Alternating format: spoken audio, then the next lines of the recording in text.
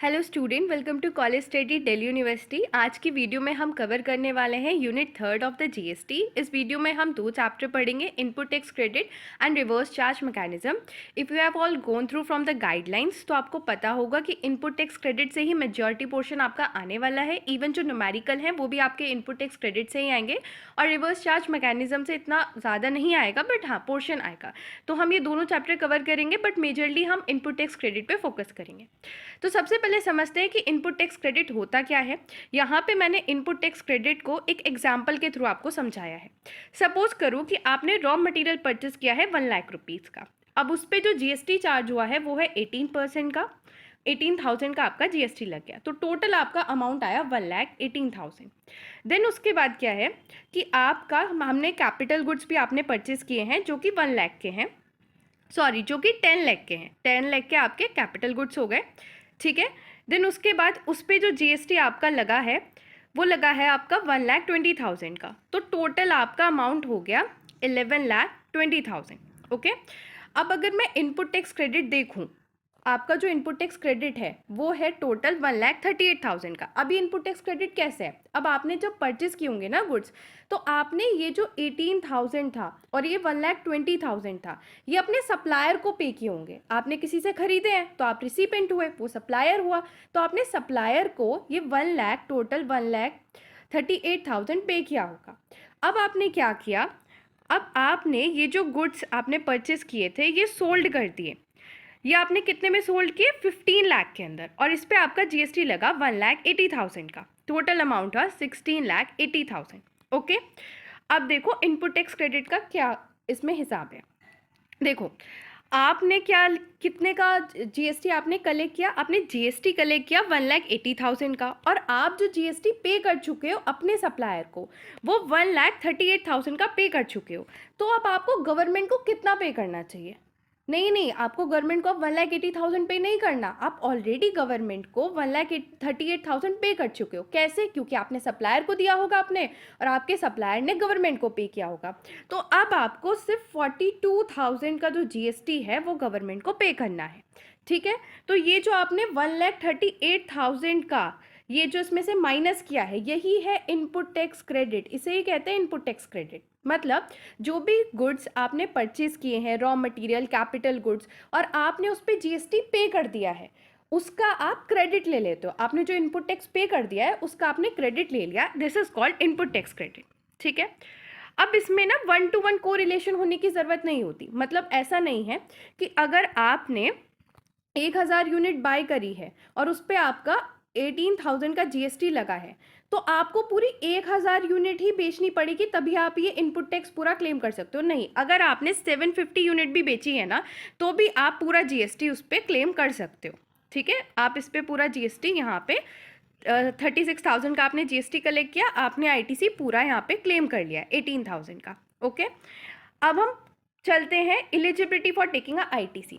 ITC की ये conditions जो भी मैं अब आपको पढ़ाने वाली हूँ आपको लिखनी है, क्योंकि ये थ्योरी में पूछा जा सकता है और आपको इसे लिख के आना पड़ेगा, ठीक है। क्या कंडीशन है आईटीसी की वो हम देखने वाले हैं। एवरी रजिस्टर्ड पर्सन, जो भी रजिस्टर्ड पर्सन, पहला सबसे पहली कंडीशन है कि जो भी पर्सन है वो रजिस्टर्ड होना चाहिए।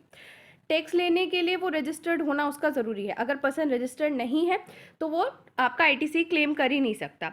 दूसरी और इसी के साथ जो भी वो गुड्स और सर्विस परचेस कर रहा है ना रजिस्टर्ड पर्सन, उसका एम ये होना चाहिए कि वो उसे बिजनेस में यूज़ करे, इन अ कोर्स और फर्दरेंस ऑफ बिजनेस में वो यूज़ करे, ठीक है। अपने पर्सनल चीज़ के लिए यूज़ करेगा तो नहीं होगा। दूसरी कंडीशन क्या आ जाती है आपका कि उसके पास पक्का सबूत होना चाहिए। किस चीज़ का, कि उसने जो गुड्स परचेस करे हैं उसे सप्लायर से पक्का सबूत लेना है, या तो टैक्स इनवॉइस ले ले, या डेबिट नोट ले ले, या फिर कोई भी डॉक्यूमेंट ले ले जिससे पता चले कि उसने अपने सप्लायर को टैक्स पे कर दिया है। तीसरी condition, bill to ship to model के अंदर पे नहीं करा होना गुड्स। ये जो अब सप्लाई करेगा ना वो गुड्स, आगे जो गुड्स परचेस किए हैं वो आगे जब सप्लाई करेगा तो वो bill to ship to model में नहीं सप्लाई करा होना चाहिए। अब bill to ship to model क्या होता है वो मैंने यहाँ पे एक्सप्लेन किया, अब इसे यहाँ पे हम आराम से समझेंगे। Bill to ship to model देखो, मान लो एक्स ने ऑर्डर प्लेस किया वाई के पास, और क्या कहा कि आप ये जो गुड्स हैं वो जेड को सप्लाई कर दो, ठीक है। तो इस केस में एक्स ने वाई को कहा कि वो जो गुड्स है वो जेड को सप्लाई कर दे, तो वाई यहाँ से गुड्स सप्लाई करेगा जेड को, ठीक है। अब इस केस में ये क्या, bill to ship to model, मतलब जो बिल बनेगा वो बनेगा एक्स के नाम पे, क्योंकि कहा तो एक्स ने था लेकिन जो शिप हुआ है वो जेड को हुआ है, तो इसे कहते हैं bill to ship to model. इस मॉडल के अंदर अगर एक्स ने सप्लाई करी है तो एक्स को इनपुट टैक्स क्रेडिट नहीं मिलेगा। नेक्स्ट कंडीशन आ जाती है, जो आपका सप्लायर है ना, जो आपका सप्लायर है उसने गवर्नमेंट को अप्रोप्रिएट जीएसटी पे कर दिया होना चाहिए, मतलब जो जीएसटी आपसे कलेक्ट किया है ना वो सप्लायर ने आपके गवर्नमेंट को पे कर दिया होना चाहिए, तब भी आप आईटीसी क्लेम कर सकते हो। इसके बाद नेक्स्ट कंडीशन आती है कि जिसको भी आईटीसी लेना है, मतलब आपको लेना है, आपको आईटीसी क्लेम करना है, उसने GSTR-3B फाइल कर दिया होना चाहिए अंडर सेक्शन 39। अगर आपने अपना GSTR-3B फाइल नहीं किया तो आप नहीं क्लेम कर सकते आईटीसी। ये आपकी सारी कंडीशन हो गई। अगर क्वेश्चन आता है what is the eligibility condition for taking ITC, तो आपको यही सारी कंडीशन लिख के आनी है। देन एक यहाँ पे एक कॉन्सेप्ट है, ये समझ लो है, मान लो आपने गुड्स रिसीव किए हैं इंस्टॉलमेंट में, तो उस केस में आप जो आईटीसी लोगे ना वो लास्ट में लोगे। अब इसे एग्जाम्पल से समझते हैं कि आप ना 10,000 यूनिट्स मंगा रहे थे, तो आपकी 4,000 यूनिट सितंबर में आई, 3,000 यूनिट अक्टूबर में और फिर 3,000 यूनिट नवंबर में, तो इस केस में आप जो आईटीसी है वो नवंबर में ही क्लेम करोगे, लास्ट के में, ठीक है।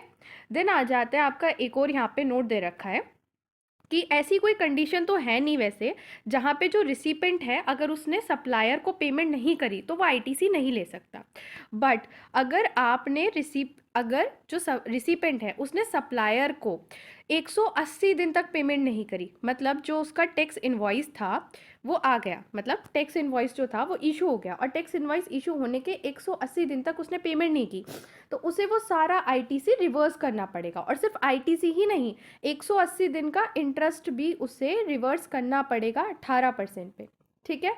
बट वो इसको रीअवेल करा सकता है, मतलब फिर से ये जो इनपुट टैक्स क्रेडिट है वो ले सकता है अगर वो वैल्यू ऑफ सप्लाई एंड जो टैक्स है वो फिर से पे कर दे तो, ठीक है। अब आ जाते हैं नेक्स्ट कंडीशन। नेक्स्ट कंडीशन ये है कि अगर आपने कैपिटल गुड्स पे डेप्रीसिएशन कंपोनेंट जो क्लेम किया है वो टैक्स कंपोनेंट इंक्लूड करके क्लेम किया है। अब ये क्या है, यहाँ पे समझो, आपकी मशीन की वैल्यू जो थी ना वो 1,00,000 रुपये थी, ठीक है, आपकी मशीन की वैल्यू थी 1,00,000 रुपये, आपने जीएसटी 18% इस पर लगाया तो आपकी वैल्यू हो गई 1,18,000 रुपये। अब जब आप इस पर डेप्रीसिएशन लगा रहे हो ना, तो आपने डेप्रीसिएशन इस पे पूरा 1,00,000 की मशीनरी की वैल्यू पे नहीं लगाया, आपने डेप्रीसिएशन लगाया 1,18,000 पे। तो इस केस में अगर आप डेप्रीसिएशन जो लगाते हो वो जीएसटी को इन्वॉल्व करके लगाते हो तो आप आईटीसी क्लेम नहीं कर सकते हो। देन हम देखते हैं कि क्या टाइम लिमिट है आईटीसी अवेल कराने की। तो टाइम लिमिट क्या है आईटीसी अवेल कराने की, 30 नवंबर, नेक्स्ट ईयर का जो 30 नवंबर है ना तब तक आप अपना आईटीसी ले सकते हो, या फिर जो एनुअल रिटर्न फाइलिंग डेट है, इन दोनों डेट में से जो भी अर्लियर होगी उस पे आप आईटीसी ले सकते हो, ठीक है। अब एक यहाँ पे एक नोट दे रखा है, वो नोट क्या है कि अगर आपने न्यू रजिस्ट्रेशन लिया है या फिर आपने वॉलेंट्री रजिस्ट्रेशन लिया है तो आप 1 साल के बाद अपना आईटीसी क्लेम नहीं कर सकते, सिर्फ 1 साल तक ही आप आईटीसी क्लेम कर सकते हो।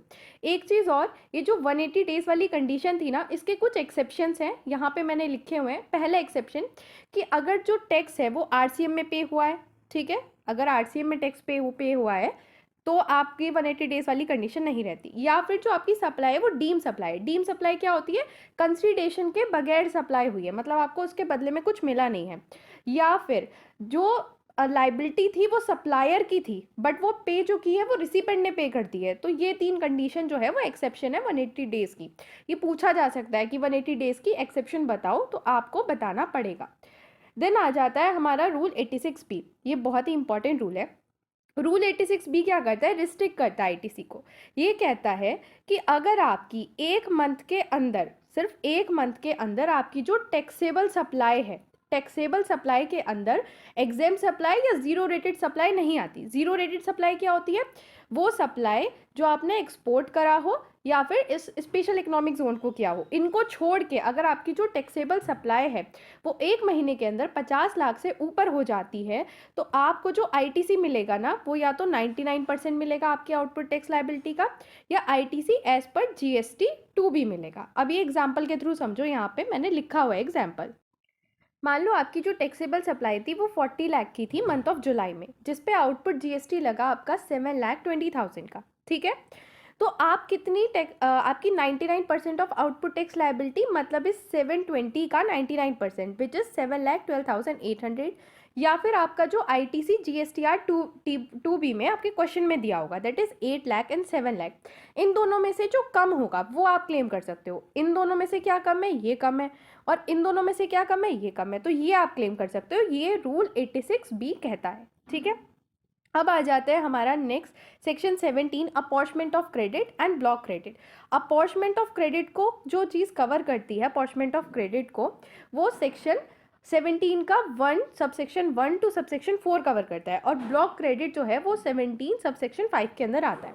अब हम पढ़ते हैं इनकी वेरियस कंडीशन, ठीक है। पहली कंडीशन है कि अगर कोई भी रजिस्टर्ड पर्सन है, अगर कोई भी रजिस्टर्ड पर्सन है और वो क्या कर रहा है, आधा जो अमाउंट है वो पार्शली अमाउंट जो है वो अपने बिजनेस पर्पस के लिए यूज़ कर रहा है, और पार्शली जो अमाउंट है वो अदर पर्पस के लिए यूज़ कर रहा है, तो उसे जो आईटीसी मिलेगा वो सिर्फ बिजनेस पर्पस वाला ही मिलेगा, दूसरा नहीं मिलेगा। अब देखो यहाँ पे मैंने एग्जाम्पल भी दिया हुआ है कि ये जेड जो था वो सप्लाई कर रहा था, 1 लाख की इसने सप्लाई की जिसपे जीएसटी 18,000 का था। अब इसने 60% जो की वो तो बिजनेस पर्पस के लिए की, और 40% पर्सनल पर्पस के लिए की। जो तो आईटीसी था अब वो सिर्फ इसे 10,800 का मिलेगा जो कि बिजनेस पर्पस से रिलेटेड था, इसे 7,200 का नहीं मिलेगा जो कि पर्सनल से रिलेटेड था। नेक्स्ट आता है कि अगर कोई भी जो रजिस्टर्ड पर्सन है वो अपना जो टैक्सेबल सप्लाई है उसका यूज़ करता है एग्जेम सप्लाई के लिए, मतलब मैंने जो सप्लाई खरीदी, मैंने सामान खरीदा, मान लो मैंने टी शर्ट्स खरीदी, अब मैं वो टी शर्ट्स आगे दे रही हूँ, तो अगर मैं एग्जेम सप्लाई कर रही हूँ या फिर जीरो रेटेड एग्जाम सप्लाई कर रही हूँ मैं, तो मुझे उस पर आईटीसी नहीं मिलेगा। मुझे आईटीसी किस पे मिलेगा, या तो मैं टैक्सेबल सप्लाई कर रही हूँ या जीरो रेटेड सप्लाई कर रही हूँ। और जीरो रेटेड सप्लाई मैंने अभी बताया, जीरो रेटेड सप्लाई क्या होती है, जब आप एक्सपोर्ट कर रहे होते हो या स्पेशल इकोनॉमिक जोन को सप्लाई कर रहे होते हो। अब इसका एग्जाम्पल देखो, इसका एग्जाम्पल क्या है कि सी था, उसके पास 10 kg का मटेरियल था, उस पर जीएसटी लगा 18K का, ठीक है। अब उसकी जो टैक्सेबल और जीरो रेटेड सप्लाई थी वो थी 7,000 रुपये, और एग्जाम सप्लाई की उसने 3,000 रुपये की। तो अब हम क्या करेंगे, 18K जो हमारा टोटल जीएसटी था उसकी मल्टीप्लाई करेंगे 7K से, जो कि हमारा टोटल हमारा 7 kg, ठीक है, क्योंकि वो हमारा टैक्सेबल और जीरो रेटेड था, डिवाइडेड बाय 10K, और हमारी वैल्यू आ गई अब 12,600। तो हमें बस इतने का आईटीसी अवेल होगा, इतना 5,400 का आईटीसी हमें नहीं अवेल होगा। अब आ जाता है meaning of exempt supply. Exempt supply क्या क्या होती है उसका मीनिंग यहाँ पे समझाया गया है। पहला, निल रेटेड सप्लाई हमारी एग्जाम सप्लाई में आती है, non taxable supply, wholly exempt supply, outward supply under the RCM, अगर हम आउटवर्ड सप्लाई कर रहे हैं लेकिन उस पर रिवर्स चार्ज मैकेनिज्म लग रहा है। रिवर्स चार्ज मैकेनिज्म मैं ऑलरेडी समझा चुकी हूँ, ठीक है, तो पहली वीडियोस जाके देखना, प्लेलिस्ट देखते आ रहे हो ढंग से तो तुम्हें रिवर्स चार्ज मैकेनिज्म पता होगा। फिर फिफ्थ आता है, अगर आपने सेल कर रहे हो लैंड या बिल्डिंग को, आपने बेच दी लैंड या बिल्डिंग, या फिर ट्रांजैक्शन कर रहे हो सिक्योरिटीज़ में, सिक्योरिटी मतलब स्टॉक आपका या फिर आपके डिबेंचर्स वगैरह, ये सारे हमारे एग्जाम सप्लाई में आते हैं। अब आता है हमारा फोर्थ, सेक्शन 17 का सबसेक्शन 4, सेक्शन 17 का सबसेक्शन 4 यहाँ मैंने लिखा भी है। ये क्या कहता है कि बैंकिंग कंपनी जो है उनको 2 ऑप्शन प्रोवाइड किए गए हैं, ठीक है, बैंकिंग कंपनी को 2 ऑप्शन प्रोवाइड किए हैं गवर्नमेंट ने। पहला कि वो सेक्शन 17 का सबसेक्शन 2 अपना ले, मतलब जो ऊपर हमने प्रोविजन पढ़ी है कि टैक्सेबल वाले का आईटीसी ले ले और एग्जाम वाले का आईटीसी ना ले। इसके अलावा ऑप्शन 2 भी वो यूज़ कर सकते हैं। ऑप्शन 2 के अंदर क्या है कि वो जो टोटल आईटीसी है उसका 50% तो क्लेम कर ले, डजेंट मैटर कि एग्जाम्प्ट है कि टैक्सेबल है, बस टोटल आईटीसी का 50% क्लेम कर लें और बाकी 50% जो है वो छोड़ दें कॉमन क्रेडिट का, ठीक है। अब इसमें नोट क्या है, नोट इसमें ये है कि आप जो ऑप्शन 2 या ऑप्शन 1 जो भी लोगे वो आपको पूरे 1 साल तक करना होगा। मतलब ऐसा नहीं है कि मैंने 2 महीने लिया और फिर मुझे लगा कि अब सही नहीं लग रहा तो मैं अनक्लेम कर दूँ, नहीं, वो पूरा आपको थ्रू आउट द ईयर करना होगा। दूसरा, 50% वाली जो कंडीशन है वो एप्लीकेबल नहीं होती अगर डिस्टिंक्ट पर्सन के बीच में सप्लाई हो रही होती है। डिस्टिंक्ट पर्सन के केस में आपको 100% आईटीसी मिलता है। डिस्टिंक्ट पर्सन कौन होता है? डिस्टिंक्ट पर्सन का मतलब होता है कि आपने 2 से ज़्यादा रजिस्ट्रेशन करा रखे हैं लेकिन सेम पैन से करा रखे हैं, तो आप जीएसटी की नज़र में डिस्टिंक्ट पर्सन होंगे। अब आ जाता है हमारा नेक्स्ट सेक्शन, सेक्शन 17(5). ये बताता है हमें ब्लॉक क्रेडिट के बारे में कि कौन किस किस का जो क्रेडिट है, मतलब आईटीसी का क्रेडिट है, वो ब्लॉक किया हुआ है। तो ये ओवरराइड करता है सेक्शन 16 को भी और 18 को भी। ठीक है, अब हम इसे पढ़ेंगे। तो इसमें हमारा पहला केस आ जाता है मोटर व्हीकल, एयरक्राफ्ट या वेसल्स का। देखो, अगर कोई भी मोटर व्हीकल, एयरक्राफ्ट या vessels special category, specified category से बिलोंग करते हैं तो उनका आईटीसी आपको मिल जाएगा, उनका आईटीसी मिलेगा। लेकिन अगर वो स्पेसिफाइड कैटेगरी से नहीं बिलोंग करते तो उनका आईटीसी आपको नहीं मिलेगा। अब स्पेसिफाइड कैटेगरी क्या है वो हम यहाँ पढ़ने वाले हैं। स्पेसिफाइड कैटेगरी का मतलब होता है कि कोई भी मोटर व्हीकल, यहाँ पे मैं वेसल्स की या फिर एयरक्राफ्ट की बात नहीं करी हूँ, मोटर व्हीकल की बात करी हूँ। अगर कोई मोटर व्हीकल है जिसकी कैपेसिटी मोर देन 13% है, इंक्लूडिंग ड्राइवर, ड्राइवर को इंक्लूड करके 13% से ज़्यादा है, तो उस केस में आपको आईटीसी मिल जाएगा। या फिर अगर कोई motor vehicle, vessels, aircraft training के लिए यूज़ किया जाता है, बच्चों को स्कूल में सिखाने के लिए, ट्रेनिंग देने के लिए यूज़ किया जा रहा है, उसका आईटीसी भी आपको मिल जाएगा। अगर आप मोटर व्हीकल, एयरक्राफ्ट या वेसल्स गुड्स को एक जगह से दूसरी जगह ले जाने के लिए यूज़ कर रहे हो, ट्रांसपोर्टेशन ऑफ गुड्स, उस केस में भी आईटीसी अलाउ है। या फिर आप ट्रांसपोर्टेशन कर रहे हो लोगों का, पैसेंजर्स को बैठा के एक जगह से दूसरी जगह लेके जा रहे हो तो भी आईटीसी मिल जाएगा। या फिर आपका बिजनेस ही है, मतलब आप क्या करते हो, मोटर व्हीकल को खरीद के लोगों को बेचते हो, आप बिजनेस कर रहे हो इस चीज़ का, आप डीलर हो, तो आपको आईटीसी मिल जाएगा। ठीक है, मोटर व्हीकल के अंदर क्या क्या चीज़ नहीं आती? देखो, मोटर व्हीकल के अंदर ट्रेन नहीं आती, 2-3 ये 2 पहिए या 3 पहिए वाले ये जो ये वाहन होते हैं, ये इसमें नहीं आते, जिनकी इंजन कैपेसिटी 20 सीसी होती है। और अगर आपको पता हो तो फैक्ट्री इतनी बड़ी होती है, फैक्ट्री में एक जगह से दूसरी जगह ऐसी जाने के लिए एक स्पेशल पर्पस व्हीकल यूज़ होता है, वो भी इस कैटेगरी में नहीं आता। अब आ जाता है हमारा next case, general insurance service and repair. इसमें क्या है कि देखो, अगर ये ऊपर वाले केस में, अगर ऊपर वाले केस में तुम्हारा आईटीसी अलाउड है, जो पहला ऊपर वाला केस है, तो आपको यहाँ जनरल इंश्योरेंस, इसकी सर्विस और रिपेयर मेंटेनेंस भी अलाउड होगा। अगर ऊपर वाले केस में आईटीसी अलाउड नहीं है तो आपको यहाँ भी आईटीसी अलाउड नहीं होगा। बट इसकी कुछ एक्सेप्शन है। क्या एक्सेप्शन है? पहली एक्सेप्शन है कि अगर आप मैन्युफैक्चरर हैं मोटर व्हीकल, एयरक्राफ्ट या वेसल्स के, तो आपको आईटीसी अलाउड होगा, भले ही आपको ऊपर वाले केस में अलाउड नहीं है। ठीक है, या फिर आपका जो है इंश्योरेंस का बिजनेस ही है, आप इनवर्ड सप्लाई लेते हो इंश्योरेंस की आउटवर्ड सप्लाई करने के लिए, मतलब इंश्योरेंस बिजनेस है, तो भी आपका आईटीसी अलाउड होगा। बाकी सारे केसेस में आपका आईटीसी ब्लॉक्ड है। ठीक है, अब आ जाता है हमारा नेक्स्ट केस। नेक्स्ट केस क्या है कि food beverages, outdoor catering, beauty treatment, health service, cosmetic, plastic surgery, ये सारी चीज़ें जो मैंने दे रखी हैं, इन सब में आईटीसी आपका ब्लॉक्ड है। एक्सेप्शन, इसकी भी कुछ एक्सेप्शन है। एक्सेप्शन क्या है कि एक्सेप्शन ये है कि आप इसका बिजनेस कर, या तो आप क्या कर रहे हो, इसका बिजनेस कर रहे हो। अगर आपका बिजनेस है, हेल्थ इंश्योरेंस का आपका बिजनेस है, तो आपको आईटीसी मिल जाएगा।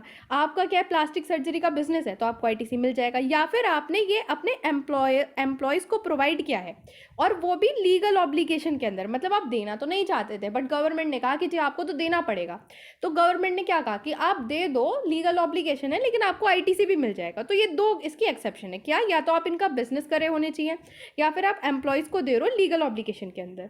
इसके अलावा हमारा फोर्थ केस आ जाता है कि अगर आपने क्लब, हेल्थ, फिटनेस की मेंबरशिप दी है, या फिर ट्रैवलिंग बेनिफिट दिए हैं अपने एम्प्लॉय को, कि बोला कि जा भाई बहुत काम कर लिया तूने, छुट्टी पे घूम किया, इन सारे केसेस में भी आपका आईटीसी ब्लॉक्ड है। लेकिन एक एक्सेप्शन, कि अगर ये एम्प्लॉयर ने एम्प्लॉय को दिया है स्टेचुरी ऑब्लिगेशन के अंदर, मतलब अगर लीगल ऑब्लिगेशन के अंदर आपने ये ऊपर की 2 सर्विस प्रोवाइड की है, तो आपको आईटीसी मिल जाएगा, वरना आईटीसी आपको नहीं मिलेगा। फिर आ जाता है आपका नेक्स्ट, कि अगर आपने कोई भी इमूवेबल प्रॉपर्टी का कंस्ट्रक्शन कराया है, इमूवेबल प्रॉपर्टी मतलब बिल्डिंग वगैरह का कंस्ट्रक्शन कराया है, ठीक है, वर्क कॉन्ट्रैक्ट के थ्रू। बट इसकी भी 2 एक्सेप्शन है। किसको छोड़ के? प्लांट और मशीनरी को छोड़ के। अगर प्लांट और मशीनरी का कंस्ट्रक्शन कराते हैं तो वो इसमें नहीं आता। तो क्या हुआ, अगर आपने इमूवेबल प्रॉपर्टी का कंस्ट्रक्शन कराया है वर्क कॉन्ट्रैक्ट के through other than plant and machinery, तो आपको आईटीसी नहीं मिलेगा। लेकिन इसकी एक और एक्सेप्शन भी है, क्या कि अगर आप ये कर रहे हो कि आपने वर्क कॉन्ट्रैक्ट सर्विस लिया है ताकि आप किसी और को दे सको, मतलब अब ये आपका बिजनेस हो गया है कि आप एक से वर्क कॉन्ट्रैक्ट सर्विस ले रहे हो, अपने लिए नहीं किसी और को देने के लिए, मतलब कंस्ट्रक्शन तो कराया है बट किसी और के लिए, तो उसमें भी आपका क्या होता है, आईटीसी ब्लॉक नहीं होता। ठीक है। दूसरी चीज़, अगर आपने रिपेयर कराया है किसी भी इमूवेबल प्रॉपर्टी का, इमूवेबल प्रॉपर्टी मतलब बिल्डिंग, दिमाग में रख लो, अगर आपने रिपेयर कराया है बिल्डिंग का तो आपको आईटीसी अवेल हो जाएगा, लेकिन वो रेवेन्यू नेचर का होना चाहिए। अगर वो रेवेन्यू नेचर का नहीं है तो आपको आईटीसी अवेल नहीं होगा। ठीक है। अब आ जाता है प्लांट एंड मशीनरी के अंदर क्या क्या नहीं आता। प्लांट एंड मशीनरी के अंदर आपका land, building, civil structure, telecommunication tower, pipeline, जो पाइपलाइन फैक्ट्री के बाहर पड़ी हो वो सब नहीं आता है। तो अगर आता है प्लांट एंड मशीनरी और उसमें ब्रैकेट में लिख दिया जी फैक्ट्री के बाहर पाइपलाइन, तो पहचान लेना, गलत मत करके आना। अब आ जाता है नेक्स्ट, अगर आपने कोई भी ईंटें, पत्थर, सीमेंट, रोड़े, कुछ भी आपने लिए हैं कंस्ट्रक्शन के लिए, अपनी खुद की बिल्डिंग के लिए, अपनी फैक्ट्री की बिल्डिंग के लिए, तो उसमें आपका आईटीसी ब्लॉक्ड है। ठीक है। सिर्फ इसका एक ही कंडीशन है कि आपने वो बिजनेस मतलब ऐसा नहीं किया हो कि किसी और को देने के लिए लिए हो, कि आपने उसे खरीद लिया और बिजनेस में यूज करने के लिए, उसको नहीं, अपने खुद के अकाउंट से लिए हैं, तो आपका आईटीसी ब्लॉक्ड है।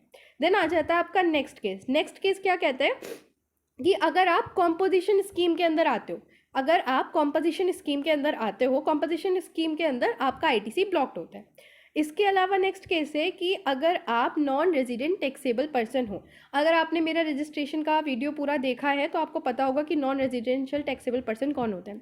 अगर आप नॉन रेजिडेंशियल टैक्सेबल पर्सन हो तो इस केस में भी आपका आईटीसी ब्लॉक्ड होता है। ठीक है।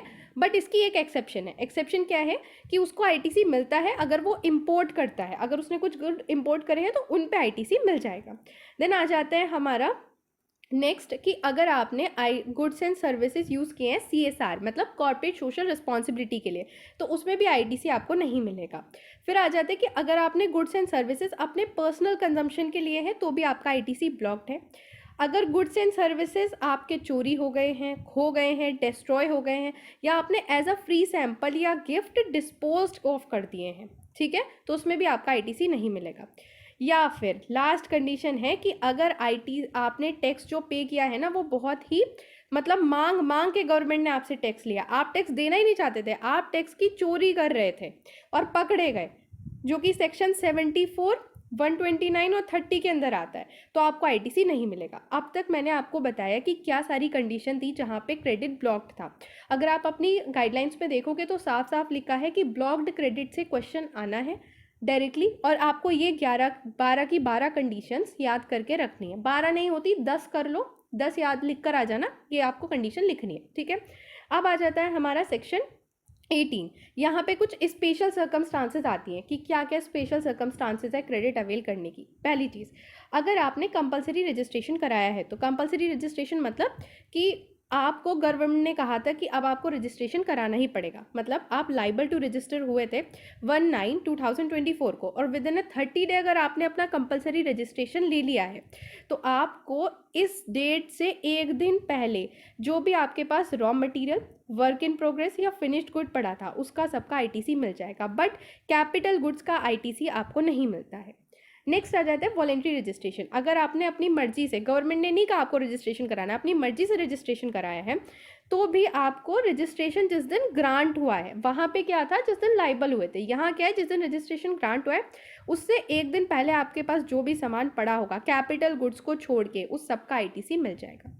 नेक्स्ट आ जाते हैं, अगर आप शिफ्ट करते हो नॉर्मल स्कीम से कॉम्पोजिट स्कीम में, मतलब नहीं, आप अगर आप शिफ्ट कर रहे हो कॉम्पोजिट टू नॉर्मल, सॉरी, अगर आप शिफ्ट कर रहे हो कॉम्पोजिट टू नॉर्मल या फिर एग्जेम्प्ट टू टैक्सेबल, तो फिर उस केस में आपको आईटीसी कैसे मिलेगा वो देखो आपने क्या किया, आपने जो शिफ्ट किया वो 1/4 को किया, इससे एक दिन पहले आपके पास जो भी रॉ मटेरियल था, आपका raw material, work in progress और फिनिश्ड गुड, इन सब का आईटीसी आपको मिल जाएगा। लेकिन जो कैपिटल गुड्स है उसका आईटीसी तो मिलेगा, बट उसका आईटीसी मिलेगा कैसे, वो रिडक्शन होगा 5% पर क्वार्टर मतलब जितने क्वार्टर भी होंगे बीच में उनकी मल्टीप्लाई बाय 5 उतना रिडक्शन होगा। अब एग्जाम्पल के थ्रू समझो, देखो ये पूरा एग्जाम्पल है, अब ठीक दिख रहा है। 15 जुलाई 2022 को आपने मशीनरी परचेस की थी 1 लाख की, उस पर जीएसटी लग गया 1,80,000 का, वो 10 लाख की मशीनरी थी, 1,80,000 का जीएसटी लग गया। अब आपने 1/4/2023 को शिफ्ट किया composite scheme to normal scheme या फिर एग्जेम टू टैक्सेबल। तो अब 15/7/2022 से 31/3/2023 तक कितने क्वार्टर है? एक तो आपका क्वार्टर हो गया ये जुलाई अगस्त सितंबर वाला, उसके बाद अक्टूबर नवंबर दिसंबर, ये एक क्वार्टर, दूसरा क्वार्टर ये हो गया और तीसरा क्वार्टर ये हो गया। तो अब आप क्या करोगे, आपका जो 15% बैठा, कैसे? 5 इंटू 3 क्वार्टर हो गए 15, तो आप 15%, 1,80,000 का 15% रिड्यूस करके जो बचेगा उतना आईटीसी आप अवेल करा लोगे। ठीक है, आई होप आपको ये समझ आ गया होगा। अब हम चलते हैं नेक्स्ट पे। ये है कि अगर आपने नॉर्मल स्कीम से कॉम्पोजिट में आया, अभी हमने इसका उल्टा पढ़ा था, अब हम ये पढ़ रहे हैं, या टैक्सेबल टू एग्जेम्प्ट में आए हो, तो इस केस में क्या होगा, आपको आईटीसी रिवर्स करना होगा। जो भी आपके पास आईटीसी है ना, वो रिवर्स करना होगा। अब इसका एग्जांपल समझो, आप 1/4/2024 को नॉर्मल स्कीम से कॉम्पोजिट स्कीम में आए या फिर टैक्सेबल टू एग्जेम्प्ट में आ गए। ठीक है, एक दिन पहले इससे आपके पास जो भी रॉ मटेरियल था, raw material work in progress था, उसका तो आपको आईटीसी पूरा रिवर्स करना है, लेकिन जो कैपिटल गुड्स है उसका आईटीसी आप रिड्यूस्ड आईटीसी रिवर्स करोगे। अब ये रिड्यूस आईटीसी कैसे निकलेगा वो हम देख रहे हैं। हम क्या मानते हैं रिड्यूस आईटीसी में कि हमारी जो कैपिटल गुड्स है उसकी जो लाइफ है वो 60 मंथ की है। ठीक है, 60 मंथ की हमने लाइफ मान ली, और फिर उसमें से जितने मंथ वो यूज्ड हो गया है वो हम उसमें से माइनस कर देंगे। जैसे कि प्लांट एंड मशीनरी थी 10 लाख की, ये हमने खरीदी थी 15/1/2022 को, जीएसटी लगा था इस पर 1,80,000 का। अब हमने शिफ्ट किया 1/4/2023 को, तो अब कितना टाइम जो है हमने इसे यूज़ कर लिया, तो हमने, अगर आप यहाँ से यहाँ देखोगे तो 14 मंथ 16 डेज बैठेंगे। अब ये मंथ टू मंथ कैलकुलेशन होती है, तो हम 60 में से 14 महीने 16 दिन माइनस करेंगे, तो कुछ 45 मंथ कुछ डेज बैठेंगे। अब क्योंकि मंथ टू मंथ कैलकुलेशन है तो हम यहाँ डेज हटा देंगे। अब हमें 45 मंथ का आईटीसी रिवर्स करना होगा। तो अब ये आईटीसी कैसे निकलेगा, जो हमारा टोटल था 1,80,000, 1,80,000 हमारा जो टोटल था उसे डिवाइड करेंगे 60 से, मल्टीप्लाई कर देंगे 45 से, जो ये पूरा बचा इतना हमें रिवर्स करना होगा। ठीक है, अब आ जाते हैं हमारा नेक्स्ट केस कि अगर हमने सप्लाई करा है यूज्ड कैपिटल गुड्स का, मतलब हमने कैपिटल गुड्स यूज्ड कर लिए हैं और उनको हमने फर्दर सप्लाई कर दिया, किसी और को दे दिया है, तो इसमें भी हमें आईटीसी रिवर्स करना पड़ेगा। बट कितना आईटीसी रिवर्स करना पड़ेगा, या तो हमने जो जीएसटी पेएबल है ट्रांजेक्शन पे, मतलब मैंने जो अपना गुड्स था वो 50,000 का बेच दिया, तो 50,000 पे मेरा जो जीएसटी लग गया, मान लो 5,000 का लग गया, तो या तो मुझे ये 5,000 वापस करने पड़ेंगे, या फिर मेरा जो आईटीसी मैंने अवेल कराया था, मतलब मैंने ये गुड्स खरीदे थे मान लो 60,000 के। ठीक है, एक मिनट, यहाँ पे ज़्यादा होचपोच होगी। मैंने गुड्स खरीदे थे 60,000 के, इस 60,000 पे मैंने आईटीसी कितना लिया था, मैंने लिया था जी 7,000 का। ठीक है, तो 7,000 का ये जो आईटीसी है, इस 7,000 के आईटीसी में से 5% पर क्वार्टर माइनस करके जो बचेगा, या तो वो, या फिर जो मैंने 5,000 ये जीएसटी कलेक्ट किया उनमें से जो भी हायर होगा वो मैं पे करूँगी। अरे मैं इतनी मेहनत क्यों कर रही थी, मैंने तो एग्जाम्पल दे रखा था, मुझे लगा मैंने एग्जाम्पल नहीं दिया। अब देखो, यहाँ पे मैंने सप्लाई की 1 लाख की 10/7/2021 को। ठीक है, जीएसटी दिया 1,80,000 का। ओके, ये दूसरा पेन ले लेती हूँ, दिखने में दिक्कत हो रही होगी। 1,80,000 का। ठीक है, अब मैंने ये सोल्ड किया 10/4/2023 को 6 लाख का, जिस पे जीएसटी 18% का लगा। तो अब हमें, या तो मुझे ये जीएसटी रिटर्न करना पड़ेगा 6 लाख पे 18% 1,08,000 का, या फिर जो रिड्यूस जीएसटी है। रिड्यूस जीएसटी कैसे, ये 1,80,000 यहाँ से मेरा जीएसटी था जिस पे मैंने आईटीसी क्लेम कर लिया था, और क्योंकि इस डेट, ये वाली डेट और इस डेट के बीच में 8 महीने का गैप है, वो 8 क्वार्टर्स का गैप है। ठीक है, तो 5 इंटू 8, 40% मैं इसको रिड्यूस कर दूंगी। और by chance guys, by chance ये दोनों सेम आ रहे हैं, अगर ये अलग आते तो इनमें से जो भी हायर होता वो हम लेते। अब क्वार्टर्स कैसे कैलकुलेट किया है मैंने, वो मैंने यहाँ पे दिखा दिया है। ये अब कुछ नोट्स हैं, ये भी देख लेते हैं एक बारी। और गाइस सॉरी, यहाँ पे आ जाते हैं। हाँ, ये कुछ नोट्स पॉइंट मैंने लिखे हुए हैं जो इंपॉर्टेंट है। पहला, अगर मोल्ड, डाई, जीज, फिक्सेचर के केस में है तो आप ये वाली कुछ भी कंडीशन नहीं लगाओगे। ये जो पहले मैंने ऊपर कंडीशन बताई ना रिड्यूस आईटीसी वाली, ये इनके केस में नहीं लगती है, इनके केस में नहीं लगती। इनके केस में डायरेक्टली जो ट्रांजैक्शन वैल्यू है उस पर जो टैक्स पे किया है वो आप डायरेक्टली दे दोगे। ठीक है, और ये मैंने अभी ऊपर जो कैलकुलेट करने का तरीका बताया था कि अगर टैक्सेबल सप्लाई है, टोटल सप्लाई दे रखी है और टोटल आईटीसी कितना होगा, वो कितना निकालना है, ये वो कैलकुलेट करने का तरीका है। अगर तुमने वीडियो पूरी देखी है ना तो तुम्हें ये पता चल गया होगा कि ये फॉर्मूला मैं कहाँ से बता रही हूँ। तो इसी के साथ तुम्हारा ये चैप्टर तो ख़त्म होता है। अब हम चलते हैं रिवर्स चार्ज मैकेनिज्म पे। तो चलो गाइस शुरू करते हैं रिवर्स चार्ज मैकेनिज्म। अब हम पहले समझ लेते हैं कि रिवर्स चार्ज मैकेनिज्म होता क्या है। रिवर्स चार्ज मैकेनिज्म मैं आपको एक एग्जांपल से समझाती हूँ। मान लो मैं सप्लायर हूँ, आप रिसिपेंट हो, मैंने आपको गुड सप्लाई किए। तो नॉर्मली क्या होता है कि मैं आपसे जीएसटी कलेक्ट करूँगी, टैक्स कलेक्ट करूँगी और गवर्नमेंट को पे करूँगी। ये होता है फॉरवर्ड चार्ज मैकेनिज्म। बट अगर आप मुझे जीएसटी देने की जगह आप रिसिपेंट हो, आपने डायरेक्टली गवर्नमेंट को जीएसटी दे दिया, तो ये होता है रिवर्स चार्ज मैकेनिज्म, जहाँ पे जो रिसिपेंट है वो लाइबल होता है कि वो ही गवर्नमेंट को जीएसटी पे करे। मतलब ये उस पर ऑब्लिगेशन है कि वही पे करेगा, मैं नहीं पे कर सकती। ठीक है, अपनी मर्जी से नहीं दे रहा ये खुशी खुशी, अजी हाँ हम दे देते हैं, कोई बात नहीं जी, भाईचारा भाईचारा नहीं है, गवर्नमेंट ने बोला है तेरे को ही देना है। अब इसमें अलग अलग केस आते हैं। पहला केस हम जीटीए का पढ़ने वाले हैं। अब जीटीए के केस में क्या होता है, देखो यहाँ देखो, गवर्नमेंट ने जीटीए को बोला है कि या तो तू 12% पे टैक्स दे दे या फिर तू 5% पे टैक्स दे दे। अगर तू 12% पे टैक्स देगा तो तुझे आईटीसी नहीं मिलेगा, आईटीसी अभी ऊपर पढ़ा दिया है। अगर तू 5% पे देगा, वो सॉरी 12% पे देगा तो आईटीसी मिल जाएगा। सॉरी गाइस, अगर आपको 12% पे टैक्स दे देगा तो आईटीसी मिल जाएगा, बट अगर 5% पे टैक्स देगा तो आपको आईटीसी नहीं मिलेगा। ठीक है, अगर जीटीए हमारा 5% पे टैक्स देता है और जो रिसिपेंट है, रिसिपेंट मतलब जिसे सर्विस वो प्रोवाइड कर रहा है, वो या तो रजिस्टर्ड पर्सन है या फिर अनरजिस्टर्ड पर्सन है बट नोटिफाइड है। नोटिफाइड का मतलब क्या होता है कि गवर्नमेंट ने उसे कहा है कि भाई तू क्यों नहीं कर रहा रजिस्ट्रेशन, तू तो ले रजिस्ट्रेशन, तू तो लाइबल है रजिस्ट्रेशन लेने के लिए, तू अब तक लिया क्यों नहीं है रजिस्ट्रेशन। तो इन दोनों केस में जहाँ पे जो आपका रिसिपेंट है वो या तो रजिस्टर्ड है या अनरजिस्टर्ड नोटिफाइड है, आपको आरसीएम में टैक्स देना पड़ेगा। अब ये नोटिफाइड पर्सन कौन होता है ये हम देख लेते हैं। नोटिफाइड पर्सन कौन होता है, अगर कोई भी रजिस्टर्ड फैक्ट्री है, कोऑपरेटिव सोसाइटी है, body corporate, casual taxable person, registered society, registered under the GST या कोई पार्टनरशिप फर्म है। ठीक है, अब नेक्स्ट केस आ जाता है हमारा मोटर व्हीकल का। मोटर व्हीकल के केस में क्या होता है कि या तो मोटर व्हीकल अगर रेंट पे दिया जाता है तो वो गुड्स के लिए दिया जाता है या फिर पैसेंजर के लिए जाता है। गुड्स हमारे लिए काम का है नहीं, इसे छोड़ दो, हम पैसेंजर पे आ जाते हैं डायरेक्टली।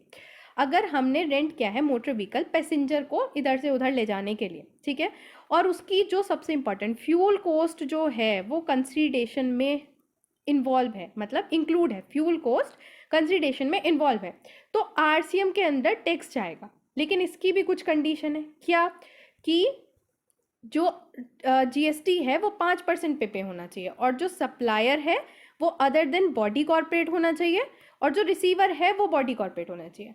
आई होप आपको नहीं समझ आया, मुझे पता चल गया। अब देखो फिर से सुनो, देखो आप रेंट कर रहे हो एक मोटर व्हीकल, ठीक है, आप सर्विस प्रोवाइड कर रहे हो मोटर व्हीकल की रेंट करने की, कि आपके पास एक स्कूटी है, आप उसे रेंट पे दे देते हो लोगों को पैसेंजर के ट्रांसपोर्ट के लिए, और आप क्या करते हो उससे पूरे 5,000 रुपये ले लेते हो। 5,000 के अंदर आप उससे तेल का अलग से पैसा नहीं देते, फ्यूल कॉस्ट इंक्लूडेड है। ठीक है, और आप जो है वो गवर्नमेंट को जो जीएसटी दे रहे हो ना वो 5% के रेट पे दे रहे हो, 12% पे नहीं, 5% के रेट पे दे रहे हो। और जिसको आपने वो स्कूटी दी है वो कोई रजिस्टर्ड पर्सन है, मतलब मैं ही पर्सन हूँ और मेरे पास भाई बड़ी अच्छा, मैं अंबानी टाइप हूँ और मेरी अच्छी कंपनी है तो मैं रजिस्टर्ड पर्सन है, वो बॉडी कॉर्पोरेट है। लेकिन आप जो हैं आपने मुझे स्कूटी सर्विस पे दी, बट आप बहुत ही छोटे मोटे इंसान, आप इतने बड़े कोई इंसान है नहीं, तो supplier other than body corporate है, तो जो टैक्स जाता है जो वो आरसीएम में जाता है। ठीक है, आप समझ आया, एक बार फिर से वीडियो को रिवाइंड करके देख लो।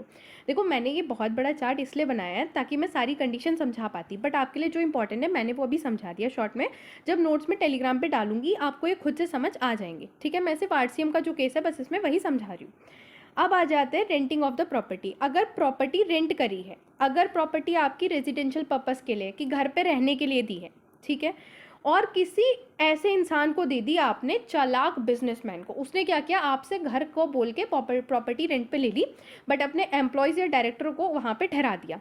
ठीक है, और आप जो है भाई आप सीधे साधे आदमी हैं और आपका कोई रजिस्ट्रेशन वगैरह है नहीं, बट जिससे आपने प्रॉपर्टी दी वो बिजनेसमैन है और रिसीवर जो है मतलब जिसे प्रॉपर्टी दी वो बिजनेसमैन रजिस्टर्ड है, तो आप आरसीएम, तो आरसीएम में टैक्स जाएगा, मतलब आप टैक्स नहीं दोगे, वो बिजनेसमैन टैक्स देगा, ठीक है।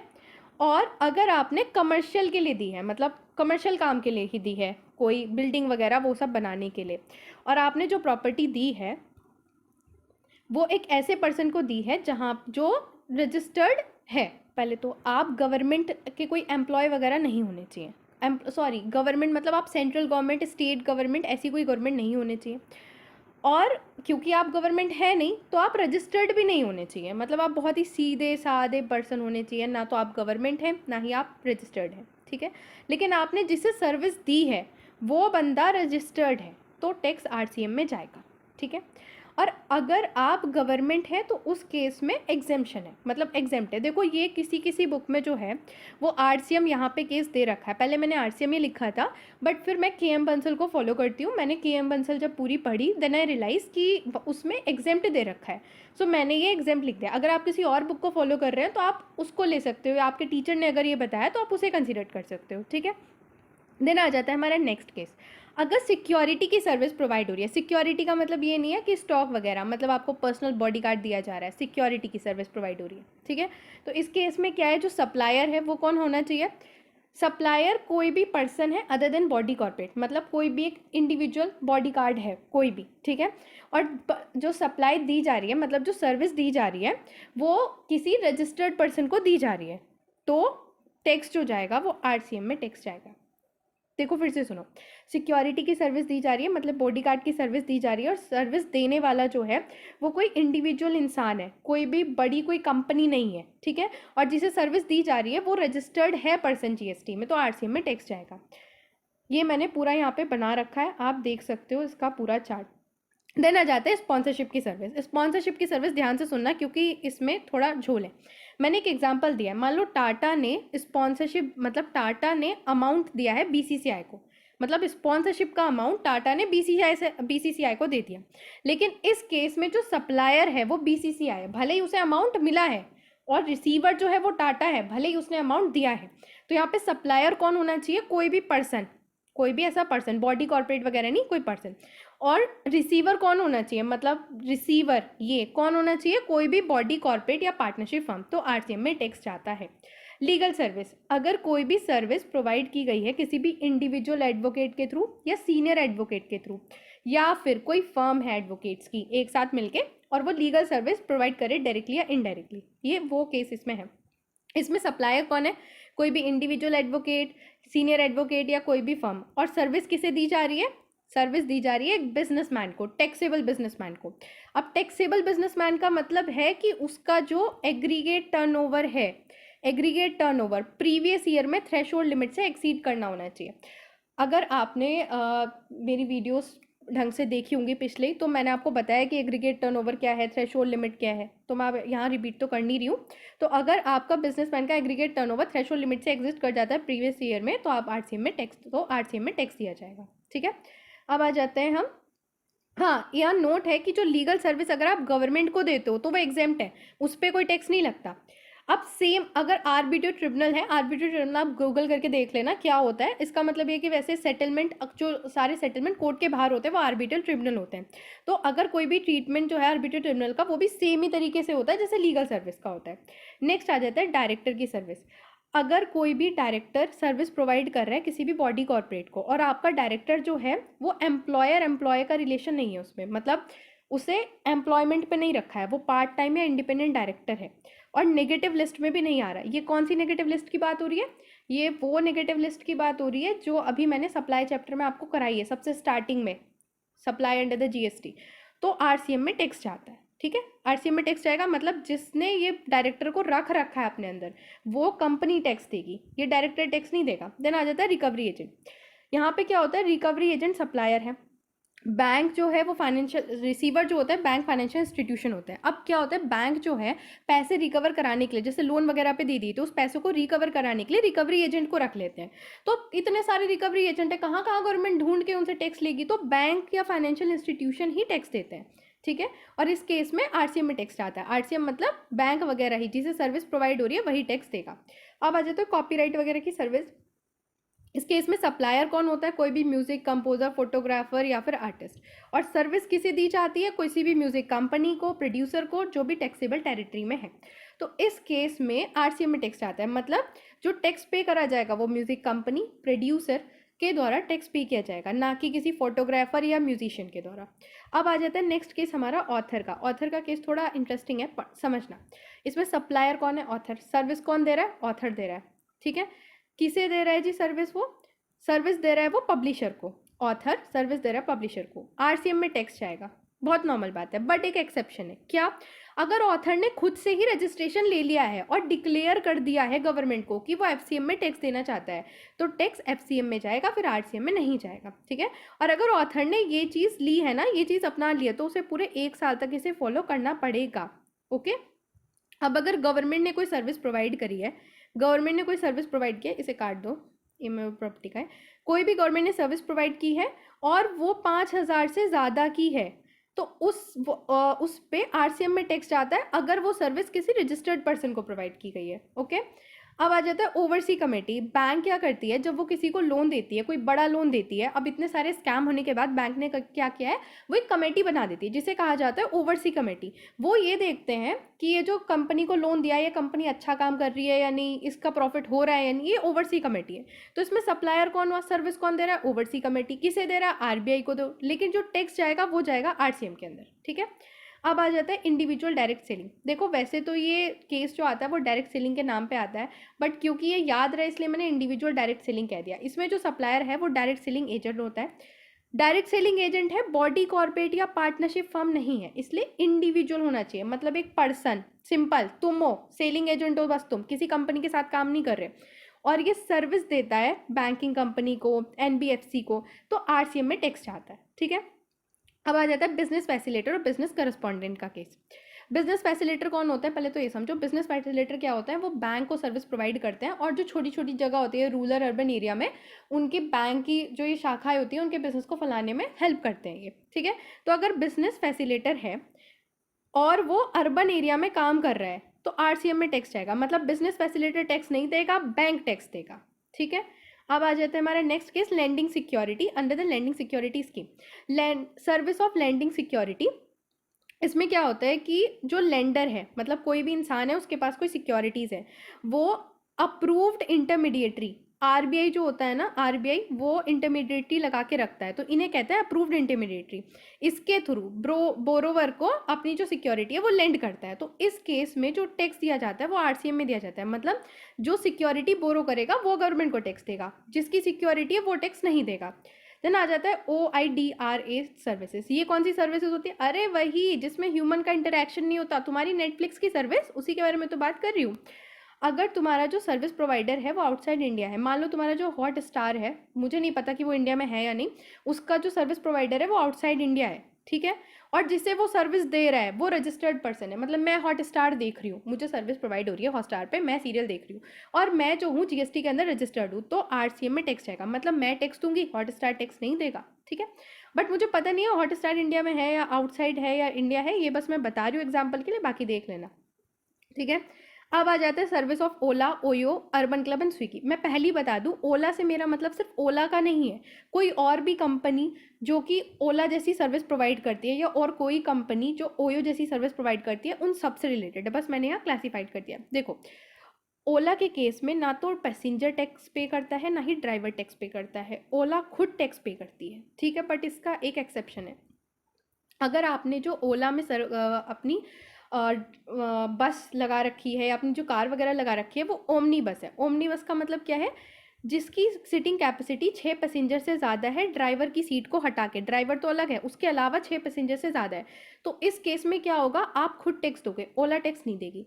अब आ जाता है हमारा ओयो का केस। वैसे तो ओयो के केस में अगर होटल आपका अनरजिस्टर्ड है तो ओयो खुद टैक्स पे करता है, बट अगर होटल आपका रजिस्टर्ड है तो होटल खुद टैक्स पे करता है। अर्बन केस में भी यही है कि जो अर्बन क्लब को सर्विस प्रोवाइड कर रहा है, अर्बन क्लब पता है क्या है? जो झाड़ू और घर की क्लीनिंग और ये सब की सर्विस प्रोवाइड करती है। अगर सप्लायर रजिस्टर्ड है तो सप्लायर टैक्स पे कर देगा, और अगर सप्लायर रजिस्टर्ड ही नहीं है तो अर्बन क्लब खुद टैक्स पे करेगा। स्विगी के केस में भी ऐसा ही है। वैसे तो स्विगी ही टैक्स पे करता है, बट एक एक्सेप्शन है कि मान लो जिस रेस्टोरेंट से स्विगी खाना मंगा रहा है, मतलब जो स्विगी का पार्टनर है उसकी जो किचन है, उस रेस्टोरेंट, वो जो रेस्टोरेंट है वो एक होटल के अंदर है, ठीक है। और उस होटल का एक दिन का चार्ज अगर किसी भी कमरे का 7,500 से ज़्यादा है तो फिर वो रेस्टोरेंट खुद पे करेगा, स्विगी नहीं पे करेगा। ये मैंने यहाँ पे नोट भी लिख दिया ताकि आपको समझ आ जाए। अब हमने जो अभी तक पढ़ा ना वो पढ़ा आरसीएम सर्विसेज का, अब हम पढ़ रहे हैं आरसीएम गुड्स का। ये बहुत छोटी सी टेबल है, देखो जल्दी जल्दी अब देख लेना। अगर कोई भी कैश्यू नट, नॉट शील्ड या पूल्ड सप्लाई किया जा रहा है एग्रीकल्चरिस्ट के थ्रू किसी भी रजिस्टर्ड पर्सन को, तो आरसीएम में टैक्स जाता है। अगर कोई भी बीडी वेपर्ड लीव है, एग्रीकल्चरिस्ट सप्लाई कर रहा है किसी रजिस्टर्ड पर्सन को, आरसीएम में टैक्स जाएगा। टबैको लीव है, एग्रीकल्चरिस्ट सप्लाई कर रहा है किसी भी रजिस्टर्ड पर्सन को, आरसीएम में टैक्स जाएगा। अगर कोई भी ऑयल है, ऑयल की पूरी कैटेगरी मैंने यहाँ दे रखी है, पेपरमेंट, ये सारे ऑयल बड़े अजीब अजीब से नाम है, खुद पढ़ लेना। कोई भी अनरजिस्टर्ड पर्सन अगर ये रजिस्टर्ड पर्सन को सप्लाई कर रहा है तो आरसीएम में टैक्स जाएगा, ठीक है। अगर सिल्क यार्न, कोई भी मैन्युफैक्चरर है सिल्क यार्न का जो कि अनरजिस्टर्ड है और वो रजिस्टर्ड पर्सन को ये सारी सिल्क यार्न प्रोवाइड कर रहा है, तो फिर आरसीएम में टैक्स जाता है। आरसीएम का टैक्स मतलब क्या होता है, जो रिसीवर है वो टैक्स पे करता है। रॉ कॉटन एग्रीकल्चरिस्ट किसी रजिस्टर्ड पर्सन को सप्लाई कर रहा है तो आरसीएम में टैक्स जाएगा, ठीक है। अगर सप्लाई हो रही है लॉटरी की स्टेट गवर्नमेंट, सेंट्रल गवर्नमेंट के द्वारा किस एक लॉटरी डिस्ट्रीब्यूटर को या सेलिंग एजेंट को, तो आरसीएम में टैक्स आएगा। मतलब जो लॉटरी डिस्ट्रीब्यूटर है या सेलिंग एजेंट है वो टैक्स देगा। फिर आ जाता है अगर यूज्ड व्हीकल, आपने देखा होगा कई बार एक्सीडेंट वगैरह हो जाते हैं व्हीकल्स के, ठीक है। फिर उन्हें जो पुलिस चौकी वाले होते हैं वो ले जाते हैं और वहाँ खड़ा कर देते हैं और वो ऐसे ही ख़राब होते रहते हैं। तो अगर ऐसा कोई भी व्हीकल, मतलब छीना हुआ या कन्फेस्ट करा हुआ व्हीकल स्क्रैप या वेस्ट में बेचा जाता है, एक्सक्लूडिंग बेचा जाता है सेंट्रल गवर्नमेंट के द्वारा, एक्सक्लूडिंग मिनिस्ट्री ऑफ रेलवे, ठीक है। सेंट्रल गवर्नमेंट बेच रही है या स्टेट गवर्नमेंट बेच रही है, यूटी या लोकल अथॉरिटी बेच रही है किसी भी रजिस्टर्ड पर्सन को, तो यहाँ पे टैक्स वो रजिस्टर्ड पर्सन देगा। ये गवर्नमेंट वाला कोई टैक्स नहीं देगा, रजिस्टर्ड पर्सन देगा। फिर आ जाता है priority sector lending. Priority sector lending में क्या होता है कि जो बैंक वगैरह होता है ना, उन्हें बोला होता है कि जैसे एग्रीकल्चर वाले हैं तो उन्हें आपको 5,000 का लोन देना ही देना है। तो इस केस में क्या होता है, अगर कोई रजिस्टर्ड पर्सन दूसरे रजिस्टर्ड पर्सन को सर्विस दे रहा है, क्योंकि बैंक भी रजिस्टर्ड ही होगा और दूसरा बैंक भी रजिस्टर्ड ही होगा और ये बैंक के बीच का ट्रांजेक्शन होता है, तो ये इसमें भी क्या होता है, जो बैंक ये लैंडिंग सर्टिफिकेट ले रहा होता है वो गवर्नमेंट को टैक्स पे कर रहा होता है, जो दे रहा होता है वो नहीं करता। फिर आ जाता है हमारा मेटल स्क्रैप। देखा तुमने, कबाड़ी वाले बहुत पैसा कमाते हैं, गवर्नमेंट को पता चल गया, तो इनका कहना है कि अगर मेटल स्क्रैप कोई भी अनरजिस्टर्ड पर्सन, अब कबाड़ी वाला तो रजिस्टर्ड होगा नहीं ना, लेकिन वो जिसे प्रोवाइड कर रहा है वो रजिस्टर्ड है, तो अगर वो किसी को कोई अनरजिस्टर्ड पर्सन रजिस्टर्ड पर्सन को मेटल स्क्रैप बेचता है तो उस पर वो जो रजिस्टर्ड पर्सन है वो गवर्नमेंट को टैक्स देगा, ठीक है। अब यहाँ पे कुछ नोट है, सुन लो ध्यान से। ये जो रिवर्स चार्ज है ये आप आईटीसी क्लेम करने के लिए या सेट ऑफ करने के लिए यूज़ नहीं कर सकते, और इनको जब आप गवर्नमेंट को पे करते हो ना तो कैश लेजर के थ्रू ही करते हो, क्रेडिट लेजर के थ्रू नहीं कर सकते। दूसरा, अगर आप कोई भी सर्विस इंपोर्ट कर रहे हो तो उस पर आईजीएसटी लगेगा। तीसरा, जो जीटीए वाले हैं ना, जीटीए सबसे स्टार्टिंग में पढ़ाया था, उनका जो डिफ़ॉल्ट ऑप्शन होता है वो आरसीएम ही होता है, ठीक है। अगर ये पूछ ले एग्जाम में तो बता देना। अब दूसरा, लेंडिंग सिक्योरिटी के केस में, ये जो मैंने लेंडिंग सिक्योरिटी वाला केस बताया था, इसके केस में जो नेचर ऑफ जीएसटी है वो आईजीएसटी होता है। अब नेचर ऑफ जीएसटी कई बार पूछा जा चुका है क्वेश्चन के अंदर, प्रीवियस ईयर जो मैंने निकाल के देखे थे, तो इसलिए मैं बता रही हूँ। इसी के साथ आपका पूरा जो यूनिट थर्ड है वो कंप्लीट हो गया। ये पूरा वन शॉट है। Thanks for watching. वीडियो को लाइक करो और चैनल को सब्सक्राइब भी कर देना, और हाँ, अगर आपको इस वीडियो के नोट्स चाहिए तो हमारा टेलीग्राम चैनल ज्वाइन कर लेना। Thank you.